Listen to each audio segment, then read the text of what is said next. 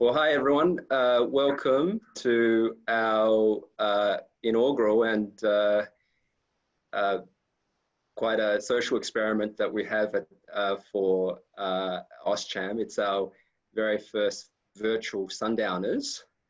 Who would have thought that we're doing a Sundowners virtually in the comfort of our own homes?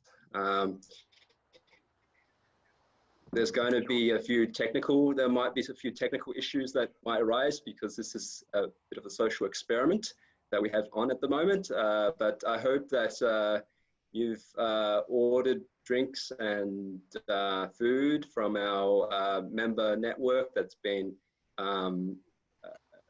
advertised in our newsletter. And I hope that you're enjoying a few drinks. We'll enjoy a few drinks with us tonight. Fortunate to have Ambassador Robin Moody on joining us tonight to speak a bit about the COVID-19 and also introduce herself to the wider business community. So since the election of the board, the virtual AGM that we had on the 31st of March, also one of our first AGMs where we had to do it virtually online. We've had a vast number of events that we've organized since then. And most of the events that we've organized has been focused on really trying to improve members during this difficult time. So we've decided a range of measures that we've introduced as part of our first board meeting. We've decided to reduce our membership fee by 10%, and that will apply from 1st of May. It's a small reduction in the fees, but it shows that we do think about what's happening in the wider community.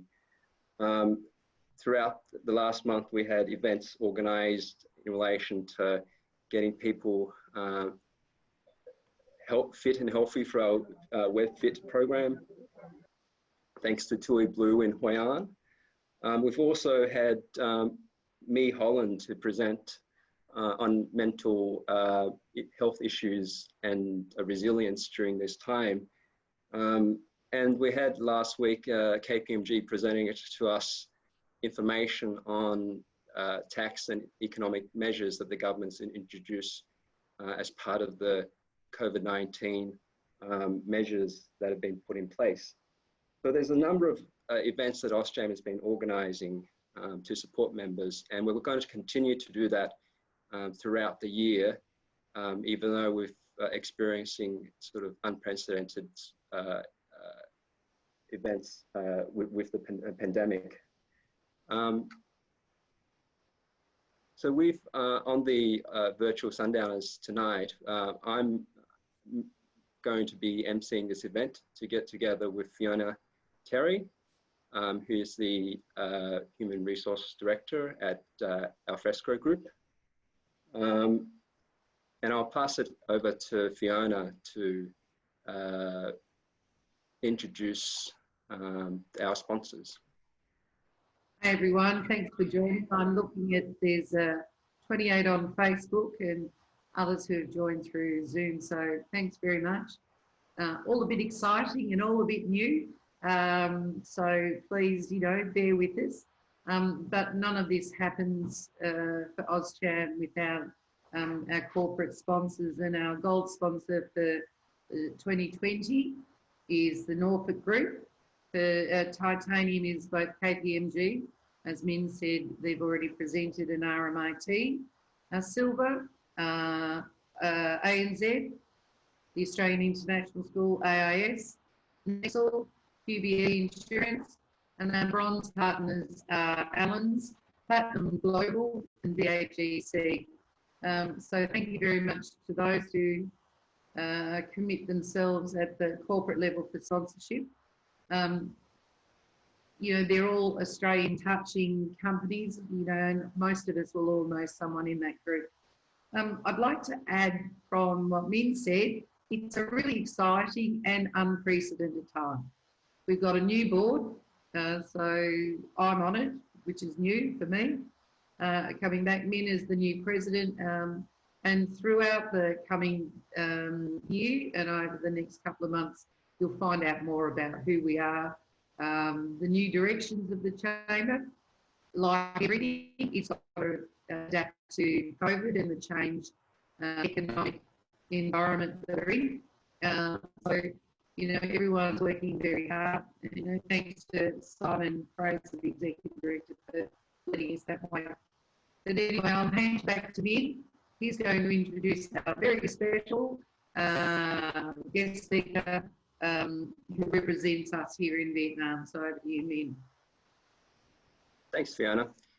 I hope everyone has their drinks and wine and enjoying their food at the moment.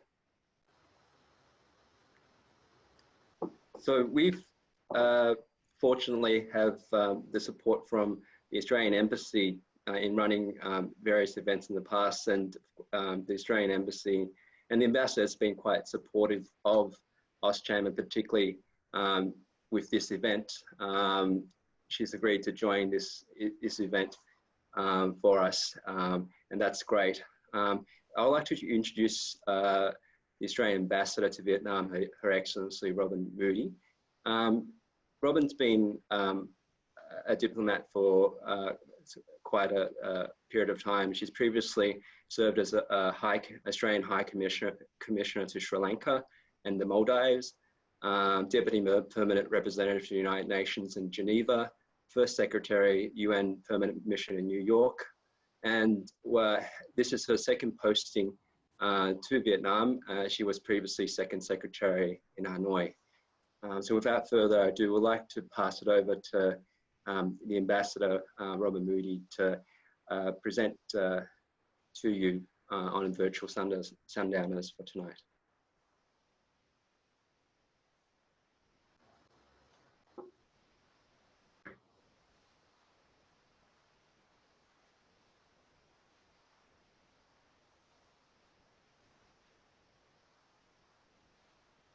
I think Robin will be on quite shortly.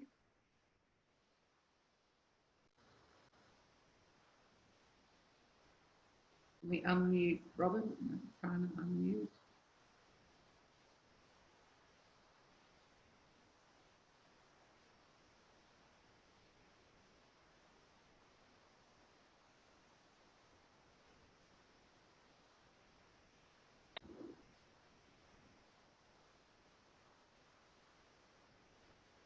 Sorry, Andrew, can you help with unmuting Robin?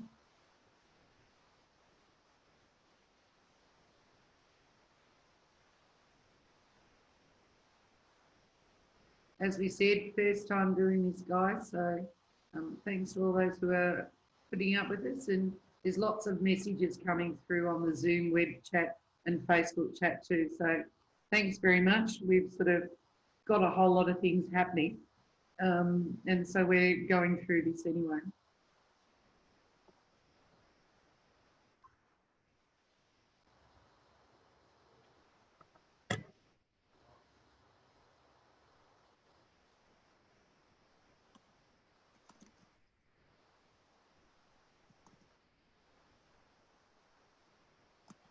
Okay, we've lost Robin's link at the moment, so we might just wait, just keep going for a minute and see how we go. We'll just move on to, is Robin back?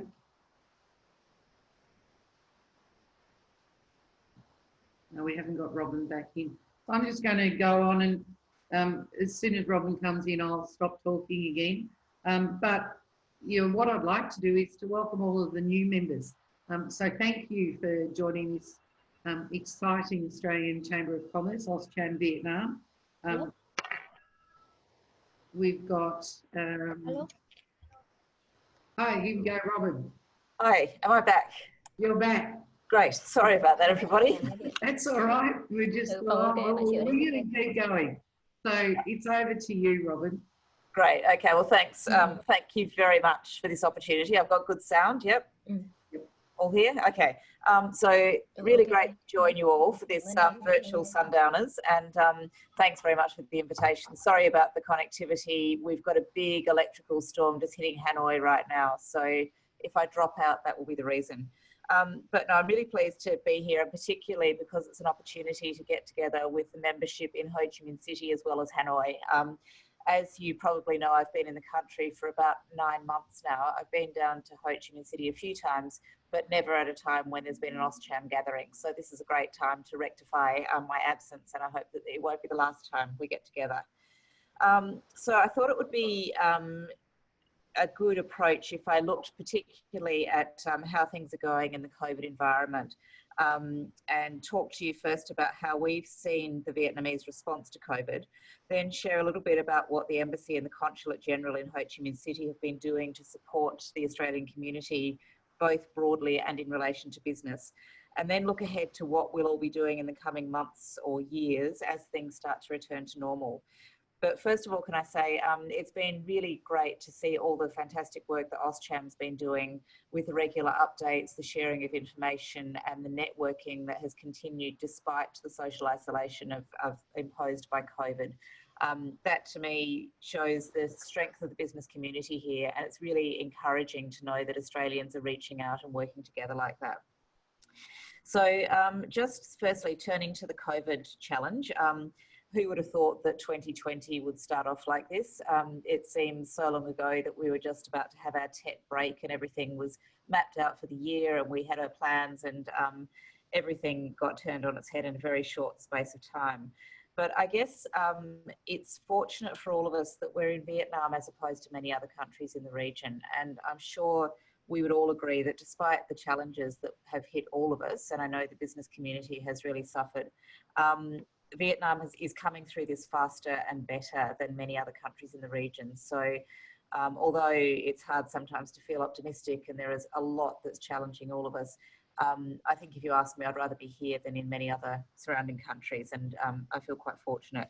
I did an interview with the Australian Strategic Policy Institute the other day, and they were asking, why is it that Vietnam is coming through this in the way it is? And so I thought I'd share some of those thoughts with you. And I might start off by saying it's really good that there is finally a focus on how Vietnam is responding. I'm not sure about the rest of you, but it was sort of annoying when we were watching all the reporting about what was going on in other countries around the world, and Vietnam's great success story, keeping caseload down and its very robust response, was really not getting much airtime. And it's been really good to see that that's starting to change, and that people are starting to look at Vietnam as a bit of a case study about how to respond to a pandemic situation like this. So when I was asked, I said I thought Vietnam's success was due to several key factors. The first was that it acted early, and any of us who were in the country at the time would know that by the end of January, Vietnam's response was well up and running, and it was really taking the situation very seriously and acting in a really strong way. I think that its experience in the past dealing with SARS really gave it a lot of lessons learned, and the government went back to a known set of parameters and really responded very effectively, with an understanding of what the crisis might mean. And we all heard the Prime Minister declaring war on the virus as early as late January, and setting up a steering committee. So there was this national coordinated response. The next thing I was talking about in my my previous interview was the very proactive approach that Vietnam took. Again, we've all seen this in action. The extensive contact tracing, the robust mandatory quarantine, the self-isolation measures, the travel and border restrictions, and more recently, the National Social Distancing Initiative. But the key thing about all of this was that everything that the government did and the country did was based on evidence. It responded to a situation that was happening. It responded to cases as they emerged. And so there was a clear and quite transparent logic to the government's response. And I think that really helped to build public confidence in what was going on. The third thing that really struck me was the strong social awareness and public health campaign. And again, something that was well ahead of what other countries were doing. You know, we had the COVID song and the viral sort of the jingles. We've had the posters, we've had the cartoons, we've had the TV programs, and now we've got our regular reminders every time we make a phone call to take care and do the right thing to challenge COVID, which I think, you know, it's all been very effective. And so underpinning all of this from my personal perspective, I also think that the determination and resilience of the Vietnamese people and their very strategic approach to problems has played a really important part, because again, I'm sure all of us have seen the community come together in a very collective way and a very determined way from, again, from the time that Tet was happening in the country. After that, no one really came out. Everyone stayed inside. Everyone was, you know, fighting this fight against Corona well before there were these well-known social distancing measures. So that collective spirit, I think, has really helped as well. And then finally, you know, Vietnam has a strong sense of self-belief in what it can achieve, and I think that extends all the way down to members of the population. You know, it was sort of like, we've got this, we're going to work together and we'll overcome it. And I think that that's played a really important part. So it's been fascinating to watch it play out, and I know that that hasn't really made things easier for people facing a lot of challenging times in the business community. But as I said at the beginning, you know, I think being in Vietnam, there is a reason for perhaps more optimism than if we were operating elsewhere. So just quickly to touch on what the embassy has been doing and the Consulate General in the South since the crisis emerged. And I hope this has been evidenced in a lot of the work that we've been doing with the business community and with the broader community. We have been working from the outset to support members of the community, both personally and professionally. There's been a lot of consular work supporting Australian citizens all the way through the various phases of the COVID challenge here. So we've had a large number of people who are caught up in quarantine situations, in isolation situations, people whose travel plans were disrupted, they couldn't leave the country, people in various sorts of distress that we've been supporting and helping through our operations. And I'm very pleased to say that even this evening, we have 111 Australians who will be on their way down to Sydney later this evening from Ho Chi Minh City. And some of those are actually on their way right now on a charter flight from Laos that we've been able to arrange. So we're extracting Australians out of Vientiane in Laos, bringing them down to Ho Chi Minh City, and they're joining another cargo flight down to Australia. So we're moving more Australians and getting them home. And that has taken a lot of effort, a lot of hard work, but it's a good news story and we're really pleased to have pulled it off. So in total, that means that we have directly assisted around 325 Australians to get home, but there have been many more who've gone back on commercial flights as well. And we've also been answering constant requests, so over 2,000 now, I believe, direct requests for COVID-related assistance. And I hope that that's all been helping people in their various situations. So to go back to the impact of COVID on the environment here, I mean, it's no surprise to any of you, I'm sure you know better than me, that the impact on the economy, although it's been faring better than others, has been really hard. And first quarter growth has been the lowest in a decade, around 3.8%, and end of year forecasts are not looking great at the moment. Some predictions as low as 1.2%. So this is, as we all know, really a significant hit to the economy considering the growth rates of recent years. I came in to start my posting in the middle of last year to a country that had had 7% for 2 years on the run, you know, and so it is a really big hit for all of us. Obviously, things are probably going to go down further before they get better, and particularly the growth model here, which relies on trade openness and foreign investment, is coming under pressure. But there are some signs already that the crisis might accelerate some positive trends underway, including the shift to the manufacturing base from other areas into Vietnam, and also a stronger commitment to enhanced economic integration across the region. So we are seeing a commitment to implementing the CPTPP, to working towards the conclusion of the RCEP, and really working together to make sure that what does not happen as a result of the crisis is any impact on trade openness. And in fact, the Australian Embassy, my team in Ha Noi and Ho Chi Minh City, have been working directly with the government here to address some trade issues that emerged. And as a result of our advocacy and our strong partnership, we have been able to work through some of those issues and get things back on track, and we'll certainly continue to do that. So, you know, there have been impacts across various sectors, and we have been going out and talking to various members of the business community to find out what's going on and how things have been unfolding in different sectors. Obviously, the education sector has had a bit of a hit, but we are very pleased with the way service providers are working through the implications of the crisis.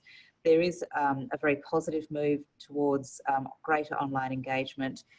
It's been a real wake-up call for, you know, testing out the flexible blended learning models, and generally we're seeing that education service providers are very keen to work with each other, and we are also engaging with the government here about how we can work together to get through this crisis.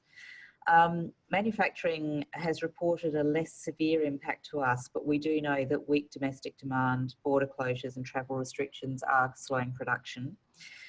We're aware that a number of Australian companies have been affected by rapidly changing policy settings and some administrative issues as well. We've heard about a slowdown in the professional and financial services as well, but more encouragingly, the impact seems to have been relatively contained in these areas to date.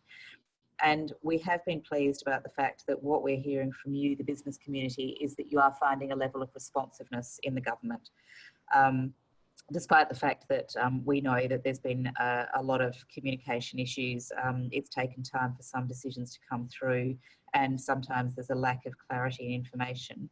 But we are pleased to hear that there's a good engagement going on, and we're certainly here to support you with that as much as we can. So what we will do as things continue to unfold is to continue to work with the Vietnamese government to support its economic policy development, and to continue to encourage a business-friendly regulatory environment. We'll also be continuing to look in the long term at what we can do to support business going forward, including through our enhanced economic engagement strategy, which is something that we've had on foot since the Prime Minister's visit last year. So I guess just to round off, looking ahead, we have a really strong partnership with Vietnam, as you would know. We've got many points of engagement across many sectors, and we feel encouraged that despite the challenges of the COVID situation, we've been continuing to work with our stakeholders in many areas, that communication is well and truly alive, that we can have the sorts of robust and frank exchanges we need to have as we work through the challenges together. We will continue to encourage the government to look ahead to the future, and we'll continue to do what we can to maintain all points of engagement across the economic and trade and investment relationship. We have our goals set out for us by the two Prime Ministers from last year. They said that they wanted us to become top 10 trade partners and to double our two-way investment. And very encouragingly, we are seeing evidence of companies that are continuing to look at Vietnam as a viable option and are continuing to talk to us about their plans, and we're able to work with them to facilitate access and engagement, and we'll continue to do that. What we don't know, of course, is what the rest of the year is going to look like. There were so many things planned for 2020 through the ASEAN calendar. We had business delegations planned. We had a lot of really interesting stuff lined up for the year. None of us know quite how that will play out, but what we do know is that we've got very willing and engaged partners in the form of the Vietnamese government and our stakeholders here, and of course in the form of the business community as well. So our commitment to you is that we'll continue to work with you as best we can, keep in touch with you, share what we know, and hopefully learn from what you're hearing and what you're experiencing, so that together we can start to work out what the new normal is going to look like in the future. So through all of that, AusCham is obviously going to be a really important partner for us, and we do value your engagement. We value the opportunity to work with you, and we'll continue to do our best to make the most of that in the months ahead. The final thing I'd say is that AusCham and all its members, the Australian business community here on the ground, are showing such an important signal to others. They're showing that things are continuing, that Vietnam is still open for business as much as it can be, and by your continuing presence on the ground here and your continuing operations, you are signalling to others in the Australian business community that this is a good place to work and do business. And that's certainly the message that we want to promote for everybody, and we want to continue to build a good environment here for Australian business, to promote your interests, to support you where we can, and to bring others in as well. So let's hope that we can all work together to achieve that in the coming year. Thanks very much. Thanks very much, Ambassador, for giving us the overview, and it's quite interesting the things that the Australian government is actually doing in the last weeks and months leading up to our event today. For members who would like to ask the Ambassador any questions, if you're on Zoom, there is a Q&A panel where you can ask questions of the Ambassador. So please take a look at the panel, the Q&A panel, and please type it in, and we'll ask live these questions to the Ambassador. I have a question in relation to trade and goods that are at ports. What is are the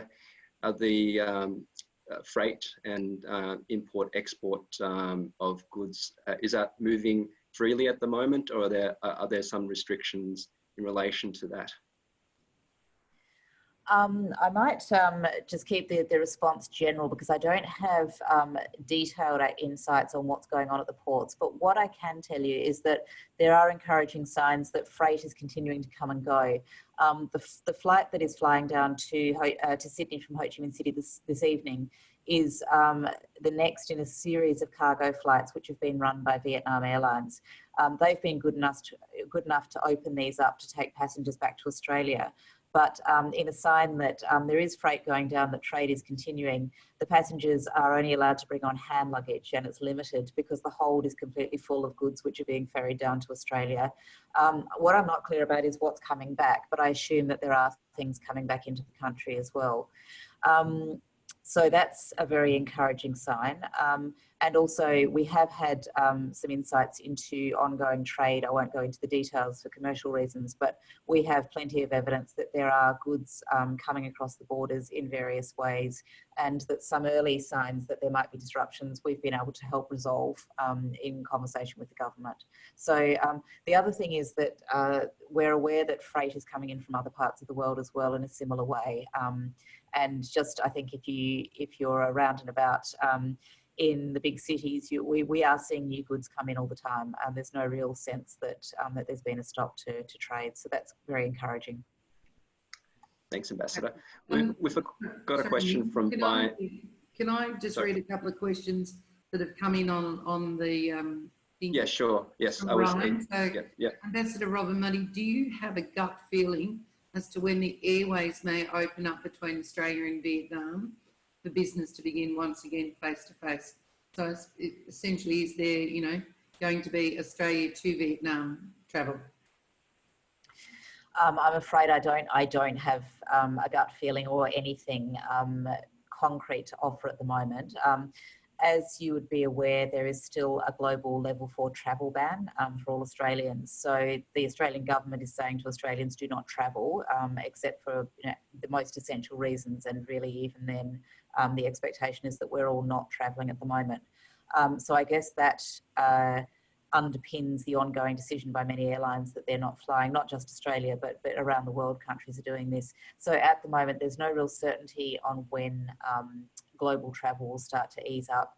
And I've not yet heard of any travel coming in from Australia to Vietnam carrying passengers either. But we are monitoring this constantly. And once things do start to change, we'll certainly be sharing any information that we get. I know that another question in a similar vein, so taking it from one of the participants, with the New Zealand-Australia bubble travel link that they're talking about, because of Vietnam's COVID results, no deaths and it's, maintaining it, is there any opportunity for Australia to be included in that bubble, in that travel bubble between Australia and New Zealand? Again, you may have already answered that, but just putting it forward that it's been presented. Yeah, sorry, can I maybe just repeat the key part of that question? I wasn't quite clear because I'm aware of the travel bubble, but the question was... Yeah. Because there is already the Australian conversation about the travel link between New Zealand and Australia, that because of Vietnam's success and lack of numbers, that Vietnam could be included in that bubble because we're being such, good trade, TPP people. Yeah, again, I've got absolutely nothing on that at all. I think we're all watching with great interest to see how these bubbles work, and I've heard of a couple of others in media as well. No sign at the moment that that we're talking about that here. But again, if I do get any sense of that and anything I can share, I'll certainly make sure we do so. Is there anyone else in our wider viewing community, whether it's on the Facebook streaming or through the Zoom? Anyone else have any other questions for the Ambassador?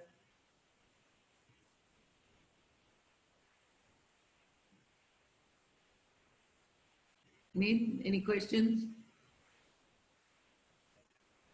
Yes, we've got another follow-up question from Simon Parr. Just a point on freight, anyone trying to get stuff into Australia. We're finding UBS via Brisbane the most reliable source to freight. Yes, I think that's a comment as not a question. And I think and the Ambassador has answered that question in a similar vein earlier.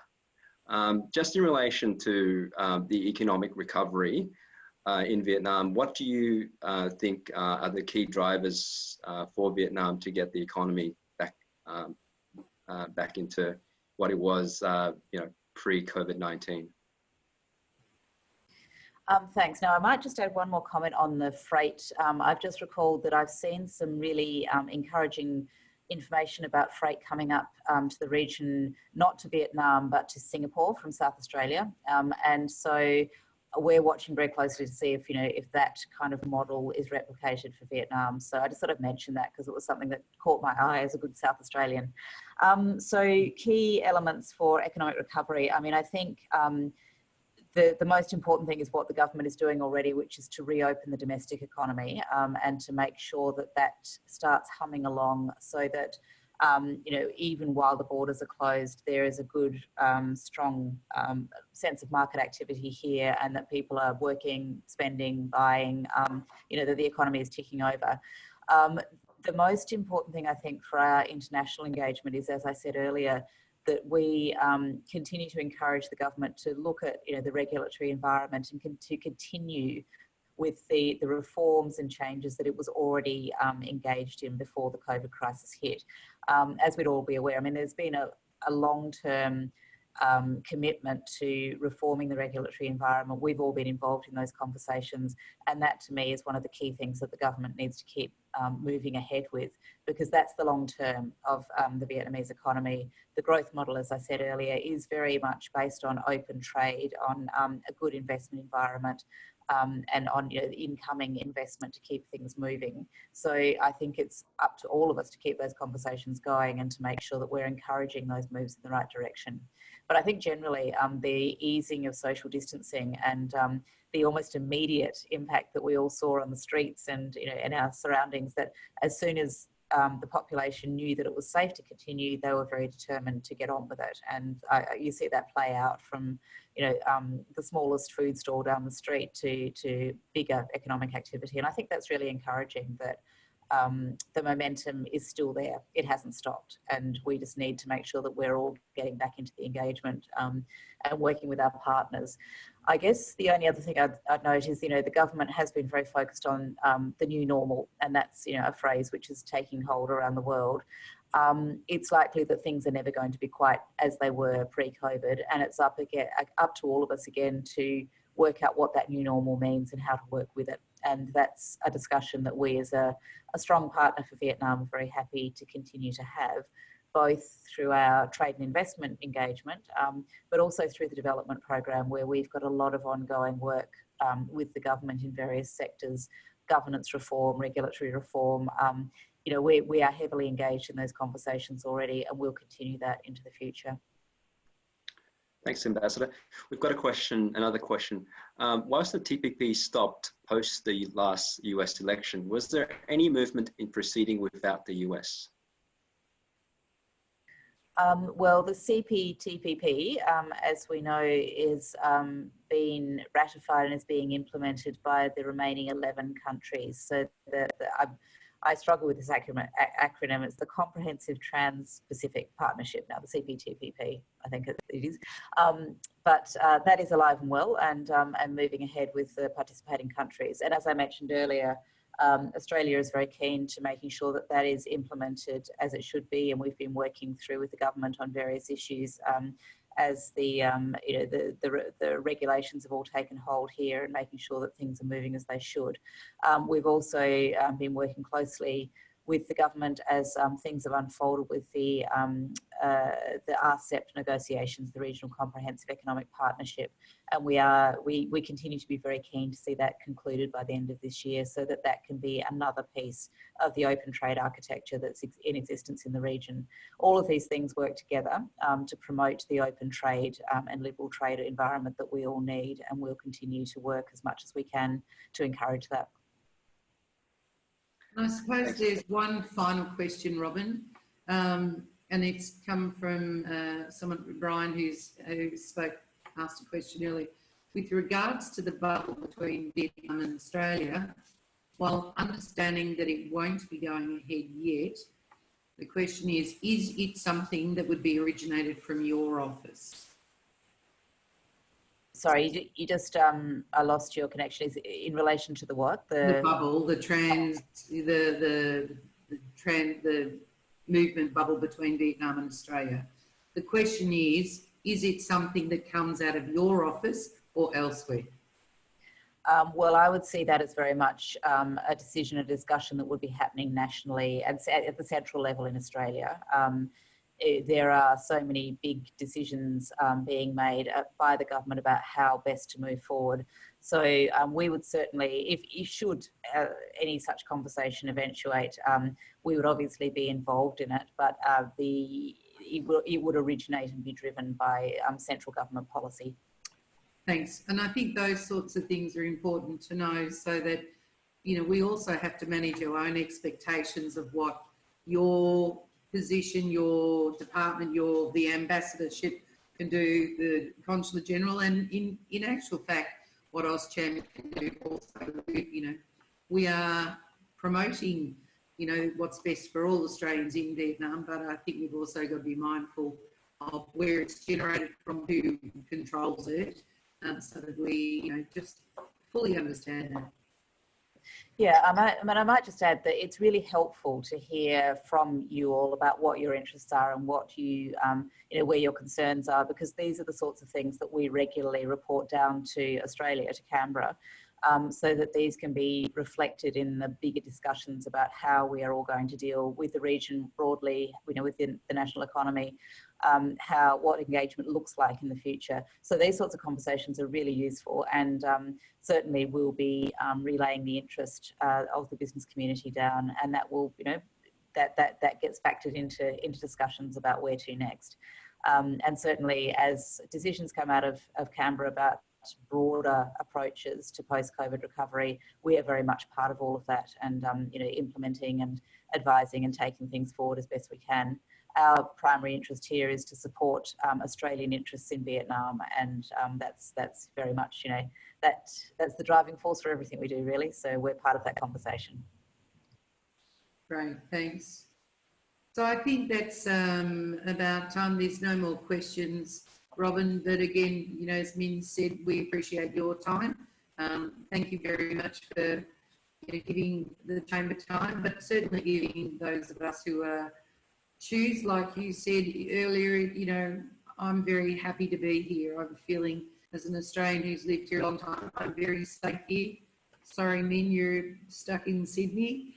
But as Australians, you know, who have such strong Vietnam connections, to everyone, thanks very much for you know, thank you on our behalf, Robin. Thank you very much for your time and to us and supporting us through this COVID time in Vietnam. Thanks very much for having me. It's really great to engage like this, and you know, thank you to everyone who's joining in various platforms, and I hope to meet you all in person in the future.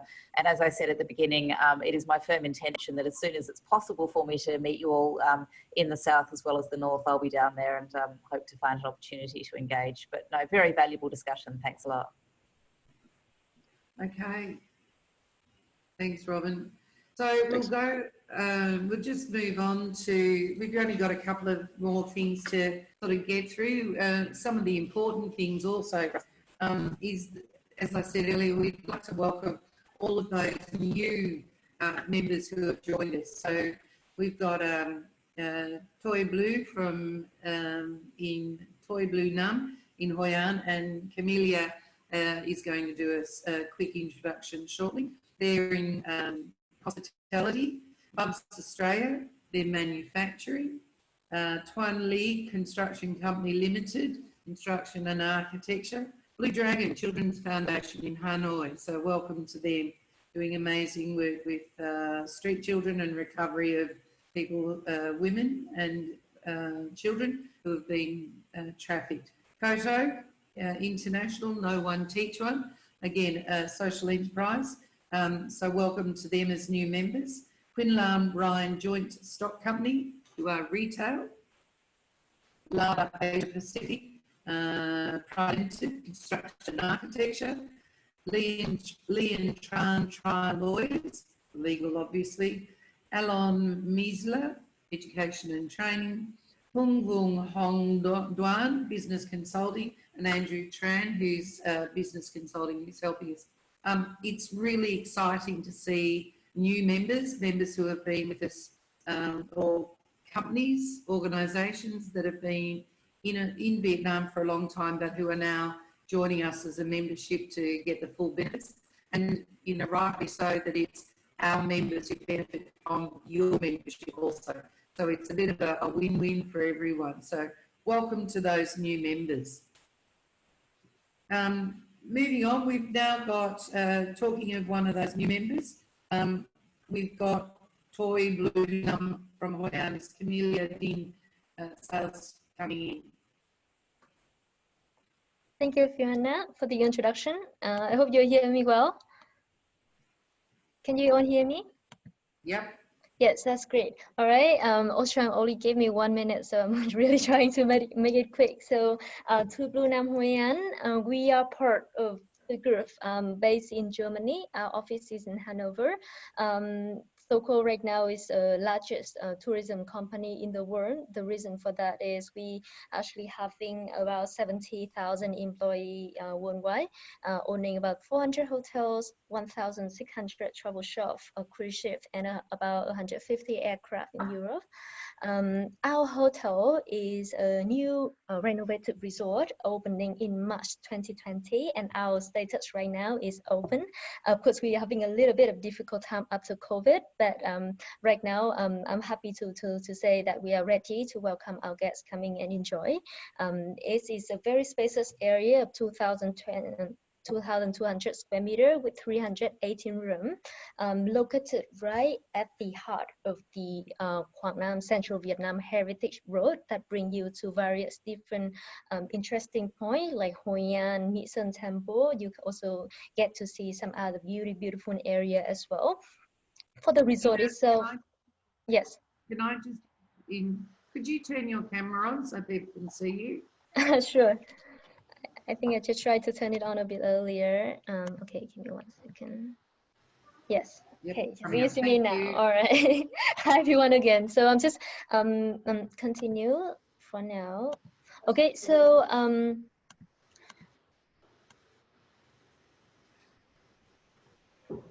sorry. Okay, so for the resort itself, we actually located right in the middle of very central Vietnam, and about 45 minutes from Hoi An area, when you can have a private beach. nobody on the left and nobody on the right. And one of the key features that we have, not only you have the private time for yourself, but we also very strong when it comes into different type of entertainment, sport activity, water sport, and other forms as well, football, volleyball, and tennis courts, for those who would like to explore more in terms of all the physical activity, exploring different features, exploring different area, heritage, culture. So that would be the best place to be. Or sometimes it's just about to enjoy yourself and having some very peaceful time and quiet in a private beach. So that would be the place for you to be. And we are currently running a promotion, which is about 2,500,000 Vietnam dong, about 50% of our public price, just for you to come and try. And really feel free to let us know if you have any question.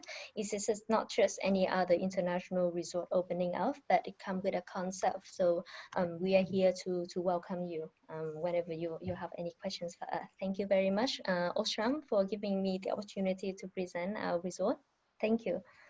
If you have any question, then yeah, feel free to get back to me anytime. Okay, thank you very much. Thank you. You get to listen to me a little bit more now.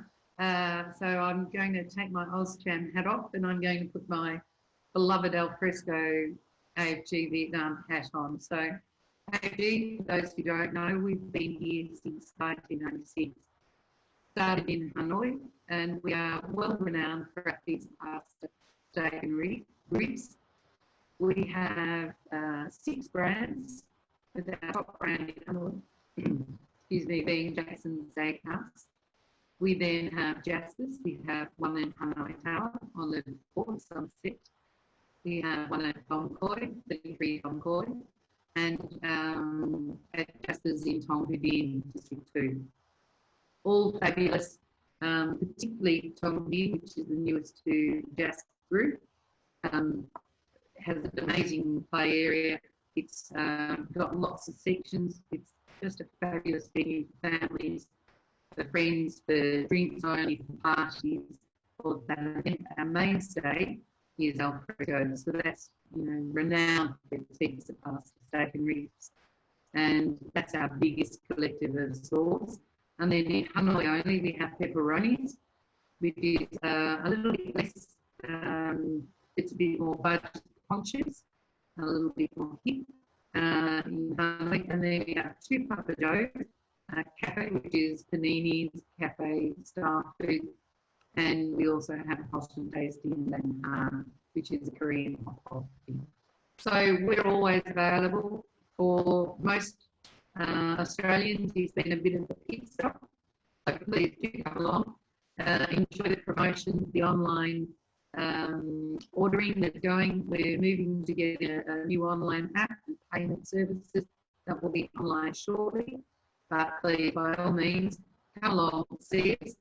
Great value for money, amazing customer service, very Australian oriented in some food, very much, you know, lots of healthy food, comfort food, but it's just a fabulous, wonderful place to be, and I'm very partial. So for 15 years I was drinking coffee, and then I became a customer and a client, and 3.5 years ago I had the privilege of becoming a staff member with them. So I've had all experiences. I had my 2 year there, which was just awesome. So come along to any of our AFG outlets, Jackson's, alfrescos, pepperonis, Papa Joe's, so there you go, and we've got some lucky winners at some vouchers tonight also. You can enjoy that. So I'm going to move on now to Mark the Sellers, who's the Director of Sales and Marketing from the Meridian, who's going to do the presentation. Mark, you there?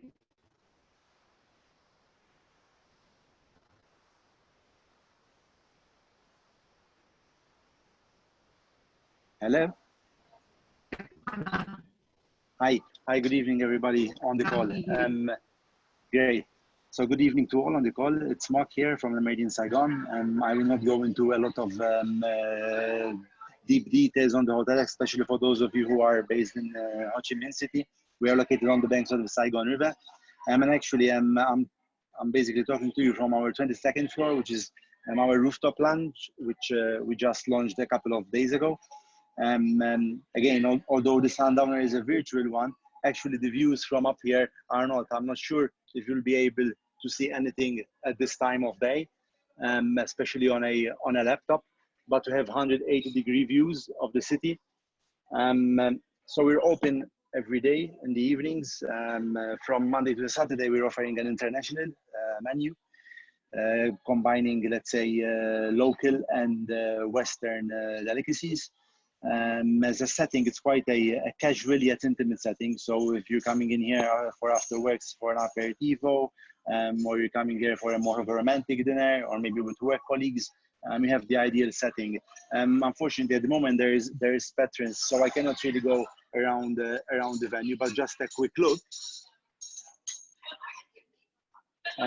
just to show you too that we're adhering to social distancing guidelines in case we end up in trouble. Coming up, there is Mother's Day. So for those of you who want to pamper mom and wives or partners, we have a nice brunch. It's a buffet setup, and it starts at 1.7 million Vietnamese dong. And then for those who want to take it a bit more further, if you want to spend one night here, be it Saturday or Sunday, together with brunch, for two persons always, we have a price of 4.99 million Vietnamese dong. And in terms of anything to do with staycations, especially now there's more relaxation on flights coming in and from the different parts of Vietnam, we have a good array of packages available. So I kindly ask you to look at our Facebook page, La Meridian Saigon. And of course, thanks to our AusCham partners, and thanks for your support. It's always been great to team up with you guys. Keep safe and have a nice evening. Thanks very much, Mark. I've seen a number of people dropping off. Don't drop off just yet, because we've got some prize draw coming up. So stay tuned. But before we do that, I want you to pick up your phones, because there's a few things I'd like you to do. So if you have any smartphone, pick it up, and I want you to follow AusCham on Facebook, on Instagram, and on our LinkedIn page. So please do that now if you've got your phone. And the other thing that I'd like you to do is we'd like you to download our AusCham Vietnam app. So it's available on both Android and on Apple. So please go onto your App Store or Google Play and download our AusCham app, and that allows you to connect with other members. So now the other exciting part of Sundowners is the prize, and I'm sure that is what you've come tonight for, possibly. So I'll hand over to Simon to run the prize draw. Simon? Okay, I think Simon's busy, so Min, you and I'll do it. So I'll read the prize and you can announce the winner. So I would have to put it. Can you see the winner, the list? I don't. Oh, okay. Yes, yeah, I can see this now. Yes. The prize, the first prize, Sofitel Saigon Plaza seafood buffet dinner, including drinks for 2 people, goes to Wing Lei. Yay! The Alfresco's Group. 2 dining vouchers valued at 500,000 each goes to Enrico Longo. So how do you, so Fiona, how do they claim all these prizes? They'll obviously contact they'll contact the office, and the office will be in contact with them. They'll email them. They've got their details from coming on. And if you haven't, by all means, contact the office through the app or any of those other social media platforms. Prize 3, which is the 11 Meridian Saigon, 2 vouchers for 2 people at the new Le Meridian rooftop dining experience? Goes to Min Jung. Prize. Congratulations. Yeah. Fusion Suites Vung Tau, 2-night stay for 2 people at Fusion Suites Vung Tau. The winner of that prize goes to Neville Dean. I just want to know, those of us who are hosting, were we allowed to be part of the prize, in the prizes too? Well, I got a message from, I received a message from the embassy that no embassy or DFAT or a trade commission people online are able to receive the prize, so they have to put it back into the draw. So let's see if there's any sort of second chances, but that's the only people who won't receive. I think you and I as AusCham directors are able to receive those as well, I think, Fiona. We've just been told, but no, not fair. Oh, okay. Disagree vehemently. I love a raffle. I love a prize. Okay. Okay, next prize, Saigon boat, 2 hours, private Saigon River cruise voucher for up to 27 people with 1 round of complimentary drinks. If you don't have enough friends, I want to come too. Goes to? That goes to Zhang Gua. I'm not sure how you do social distancing with that, but let's see. Congratulations, Zhang. It's maybe for when we can all get together. Okay. This one is for Ha Noi only. So, Kong craft beer, 4 bottles of craft beer and 2 bottles of craft cider. And the winner of that goes to Francis Wong. Congratulations, Francis. And then the 2 more to go. Pasteur Street Brewing Company, limited edition, a beer collection, hat, T-shirt and stubby holder. And the winner of that prize is Tung Lei. Congratulations, Tung. And the very final prize tonight is Gone Bites and Veggies, 2 dining vouchers valued at 500,000 each, goes to Han Nguyen. Thank you for that. Congratulations, Han. Yes. Yes, and I see that Melissa Kane would also like a prize. So would I, Melissa. Anyway, so we're pretty much bang on time. If anyone wants to, you know, I know our Q&As are still, if anyone wants to say anything, again, you know, it's the first time we've done this. It's a bit different. It's not a glass, but there is red wine in it. Thank you very much, Simon. So I hope that people have had a drink and just got involved. And that's really what the Chamber's about. Our focus this year is to be as representative and connected to our Australian community as possible, to support the businesses and also to bring camaraderie for Australians to get together, you know, to chew the fat, have a barbie, try not have too many whinges, but mainly to get involved and connect with each other, because, you know, those of us who choose to live, this is our home, even though we're Australian touching, committed passport holders or whatever. So thanks very much. Thank you again, Ambassador, for your time and energy, and certainly for what you do for us here, and you know, representing our country on both sides. We, you know, our country is here in Vietnam, but our country is home in Australia also. So I'll hand it over to the new president, Mr. Min, who's leading us all the way from Sydney. But, you know, COVID has taught us it doesn't matter how far away, we're still connected. And this is yet another example of that. So from me, before Min signs off, thanks to our IT support, to Andrew, to Simon, to the AusCham team. And last words from you, Mr. Min, President of AusCham 2020.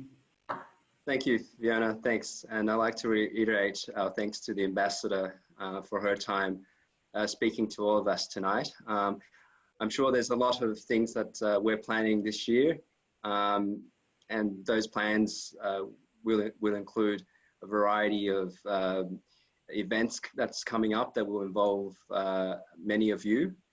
We've set up, as you know, the subcommittees to be closer to you. We've set up the real estate subcommittee, education and training subcommittee, trade and agriculture subcommittee, and hospitality and tourism subcommittee. And in the coming weeks and months, we'll be working more with you. So if you've got any views, please convey it to us and to the directors.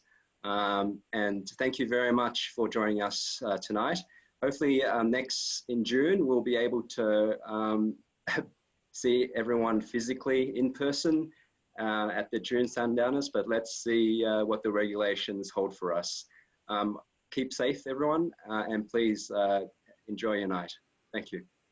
Stay safe. God bless. Take care. Hang up, bye. Thank you. Thanks.